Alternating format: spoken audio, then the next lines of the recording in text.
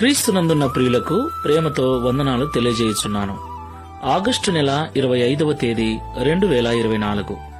ఈరోజు దేవుడు మనకు చేస్తున్న వాగ్దానం ఏమిటనగా, కీర్తనల గ్రంథము 91వ కీర్తన 5-6 చరణాలు.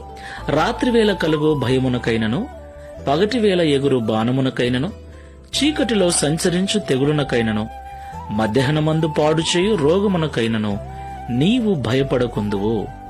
ఆమేన్. నా ప్రియమైన సహోదరి సహోదరులారా, సాక్షాత్తు దేవుడే ఇక్కడ మనకు ధైర్యాన్ని కలిగించే మాటలు మాట్లాడుతున్నాడు. నిజమే కదా?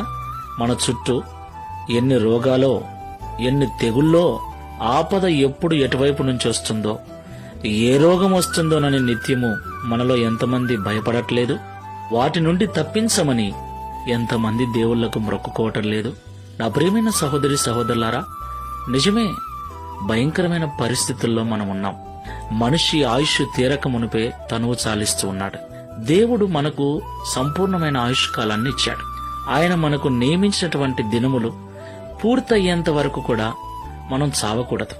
అయితే త్వరగా చనిపోవటానికి కారణాలు ఈ రోగాలు, ఈ వ్యాధులు, వాటి వలన కలిగే భయాలు. అయితే ప్రభు అంటున్నాడు, వీటికి నీవు భయపడకుందువు అని. దేవునికి మహిమ కలుగునుగాక. నా ప్రియమైన సహోదరి సహోదరులారా, నిజానికి ఈ లోకంలో రోగాలకు, తెగుళ్లకు భయపడిన వారు ఎవరూ లేరు. ఒకవేళ ఉన్నాడు అలాంటి వ్యక్తి అంటే అతడు నిశ్చయముగా మహోన్నతుడైన దేవుణ్ణి చాటున నివసించువాడే.